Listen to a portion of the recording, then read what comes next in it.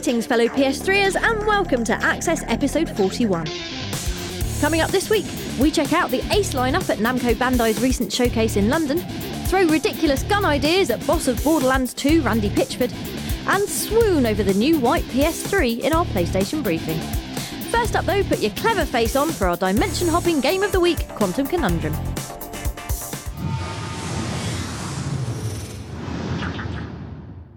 Normally we'd associate visiting our uncle's house with irritating cousins, the stale whiff of last night's korma and sadness. But then our uncle wasn't called Professor Fitz Quadrangle. Scientist extraordinaire. He didn't have a house crammed with interdimensional rifts, and he definitely didn't force us to perform extraneous physical tasks while hidden in an unreachable dark room. Jump around a bit if you can. And that's because nobody does uncles quite like Quantum Conundrum, the puzzle-happy brainchild of former Valve employee Kim Swift. No surprise then that the game more than doffs its cap in the direction of Portal 2, namely in the colourful presentation, the welcome injection of humour, and the fact it's made what is essentially a giant maths test really rather fun. The premise is a simple one. You're trapped inside your uncle's never-ending mansion of corridors and lasers and have to brain sweat your way to freedom by way of 4 alternate dimensions and a rubber glove. First up is the fluffy dimension, which zaps everything from sofas to lamp fittings into airy clumps of cotton wool. Struggling to lift that steel safe? Simply fluff it up and you can sling it about like a candy floss volleyball. Then there's the heavy dimension, which unsurprisingly adds a ton of flab to Quadrangle's household knickknacks. Useful if you want to anchor flimsy cardboard boxes to pressure-sensitive switches, and we imagine quite hilarious if you could turn it on and off in real life. We won't insult your intelligence by explaining the slow motion and reverse gravity dimensions, seeing as how you'll need every ounce of cerebral oomph to navigate through Quantum Conundrum's tricky latter stages. Suffice to say, you'll have to come up with ingenious dimensional combos to crack some of the more intricate puzzles, but by then your grey matter will be ticking along nicely, and the game rarely feels like it's sneering down its nose at your intellectual incompetence. Quantum Conundrum is intricately designed, visually charming, and doesn't require a master's degree in superstring theory to unravel. It's also out on July the 11th, and we recommend it like chucking a big lump of metal through your uncle's window the next time you go round.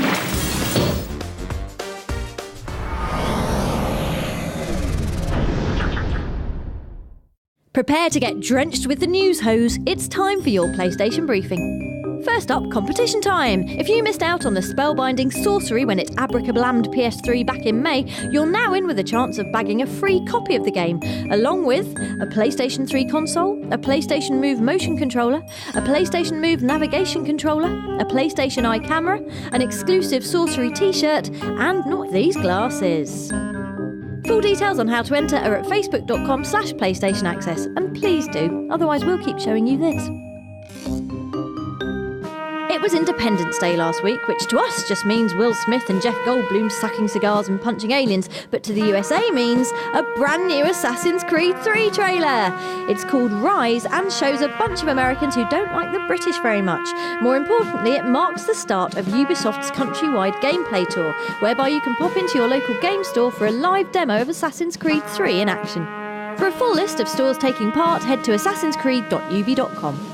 And finally, colour us excited for PS3's hot new look.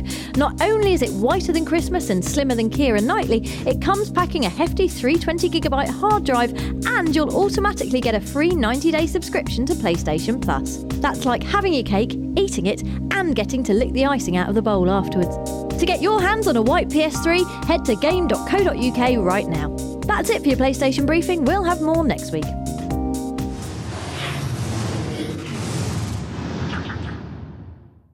Time for a look at games you can buy from your sofa. It's the week's best from On The Store.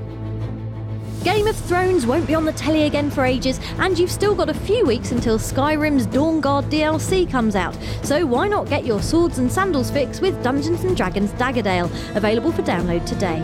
As well as featuring lots of the letter D, the game also has elves, dwarves, goblins, and killing things with fire. If only it had a baddie with a really evil laugh, it would...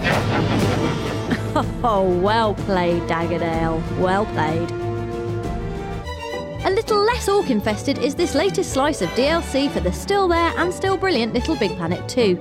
The Summer Games Pack chucks in a load of Olympic-themed costumes for Sackboy to prance about in and is an excellent excuse to cobble together a load of London 2012-centric levels. Pro tip, don't make them as rubbish as this one. Time for a quick reminder about PlayStation Plus's Instant Game Collection, a set of quality PS3 titles available at a fat discount for Plus subscribers. Game of the month is currently Deus Ex Human Revolution, but you can also get your hands on gems such as Infamous 2, Motorstorm Apocalypse and Oddworld Stranger's Wrath HD. If you're not yet a Plus member, you can sign up at the front of the PlayStation Store or by hitting the big yellow icon on your XMB. We finish off with a pick from the video store as Dan Radcliffe proves he can do more than wear glasses and play Quidditch in The Woman in Black. Look at his range. Here's pensive, here's earnest, and scared witless, which is the one you'll be seeing the most, as Woman in Black is all about turning you into a weeping, trembling wreck. It mostly succeeds, but the jumpy bits are clearly signposted. Yeah, Dan, she's blatantly going to appear behind you. Oh, okay, maybe not. That's your lot from the store for now. We'll be back with more digital goodies next week.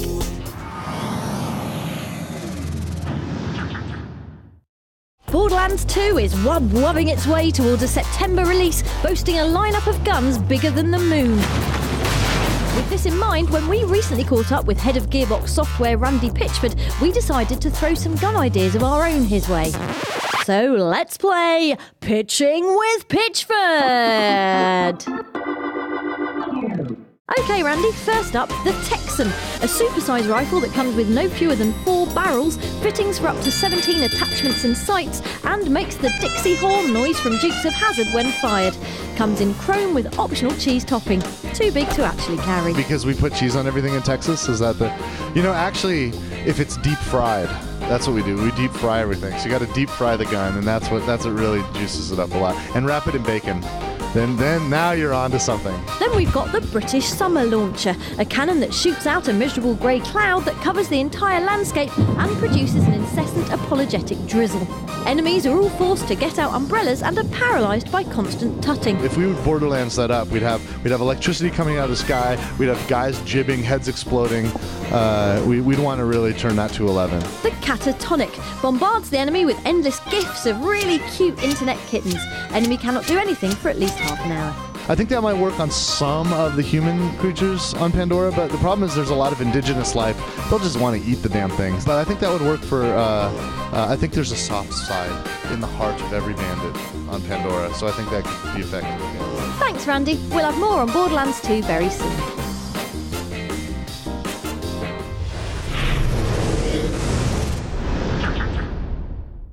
For this week's Access All Areas, we were in London for the recent Namco Bandai Showcase, where the publisher showed off the cream of its 2012 crop, which among other things involved us being able to play Tekken Tag Tournament 2 with an arcade fighting stick. And we're still rubbish. One of those other things was the utterly beautiful Ni no Kuni, Wrath of the White Witch, a Japanese RPG starring a young boy called Oliver and a magic Welsh lantern doll called Drippy. Tiny! Ooh, doesn't it look lovely?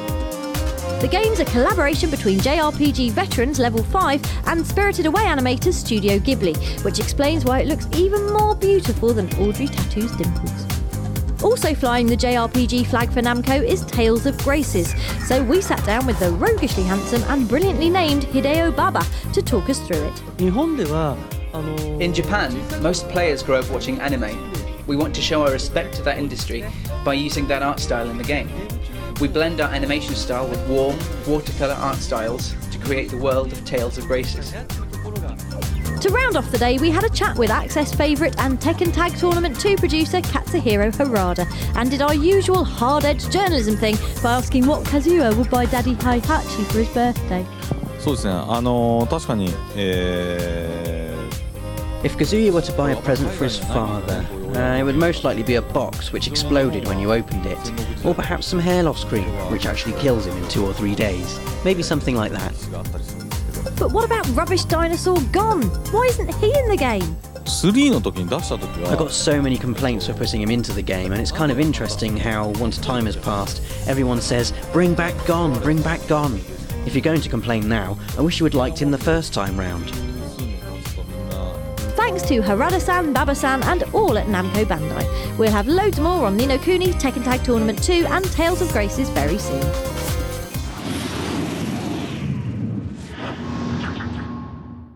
Before we go, there's just time to share this sneaky bit of wordplay, courtesy of Hideo Kojima and the Metal Gear Solid HD collection. In Metal Gear Solid 2's Tanker Mission, lead Snake down to Deck A of the crew's quarters and open this locker. Inside you'll see a lovely poster of a lady. Simply stand there and stare at her for a bit and then give Otacon a ring. What do you think you're doing, Snake? You don't have enough to keep you busy? Try to remember the mission if you can. Snake!